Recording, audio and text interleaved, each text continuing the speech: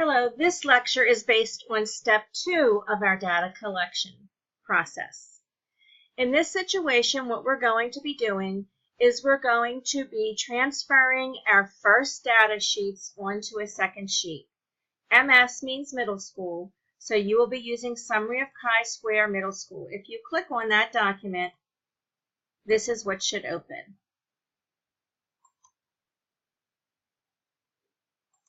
So here we have our two sheets. This is the 4-question sheet that we looked at earlier. We're only using 3 questions, but I'm going to use it to show you something. So what you're going to do is you're going to put your topic here. So if your topic was first aid, you would put first aid. Then in this section right here, you need to take the class ID.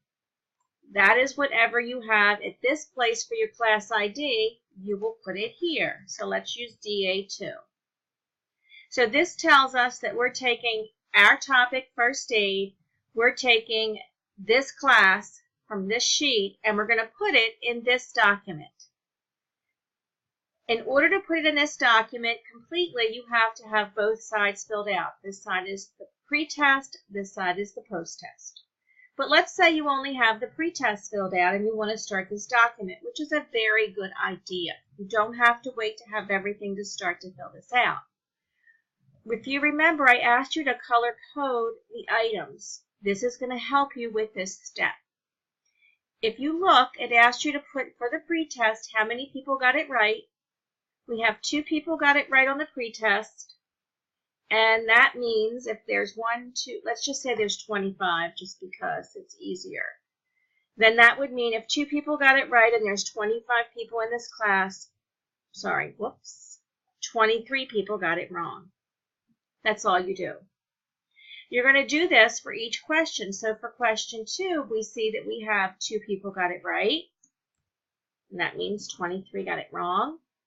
And then for our attitude question, which is question 3, which we'll use 4 here, we're going to use 2 answers, A and B. We have 1, 2, 3, 4, 5, 6, 7, 8, 9, 10, 11 people got it right. And that means 14 people got it wrong. So that's all you do.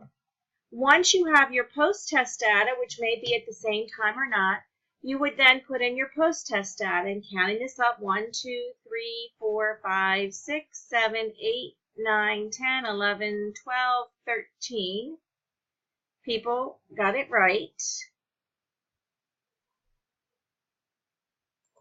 which means if there's the same number, there would be 12.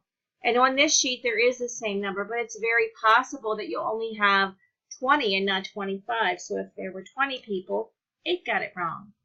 Then for question number 2, 1, 2, 3, 4, 5, 6, 7, 8, 9, 10, 11, 12, 13, 14, 15. If we stick with 20, 15 people got it right, 5 people got it wrong. And then your attitude question, 1, 2, 3, 4, 5, 6, 7, 8, 9, 10, 11, 12, 13, 14, 15, 16, 17, 18, 19. 20 people got it right, which would mean, in this case, if there's only 20 people in the class, 0 got it wrong. So that's what you do on this sheet of paper. Each class will have its own. So here's DA2, for example. I then ask you to do this next step, which is to take the total knowledge. That's question 1 and 2.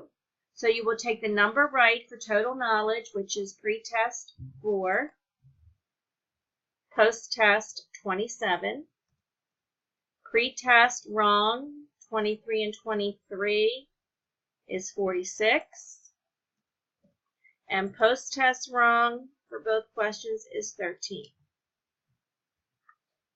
Right? Then I ask you to do this is knowledge and attitude combined. It's not knowledge divided by attitude. It's just combining knowledge and attitude. Well, that happens to be these squares combined. So if we combine the knowledge and attitude, we have 11 and 4 is 15, 27 and 20 is 47, 14 and 46 is 63, and 0 and 13 is 13. That's it. That's all you will do. You will fill out this sheet for every single class that you have. So if there's 8 classes, you will have 8 sheets. You will have 8 of these. You will have 8 of these. This document goes down to, I think, about 10 or 11 classes, and that's what you're going to do for step 2. At the very bottom of this document are 2 forms that we will fill out. You will fill out this, and you will possibly fill out this. I don't know if we get to this. Oftentimes we do not. But you will also fill out this. So that is the summary of step 2. A lot of groups, not a lot, some groups choose to skip this step. And you can skip this step. However, if there are any errors in your data and you have to check something and you do not have this step, you have to go all the way back to the beginning. So while this step may seem silly or a waste of time, it is designed to help you in case you have mistakes as we go through the rest of the process. Again, this is step 2. That concludes this lecture. The following lecture that you watch will be on step 3.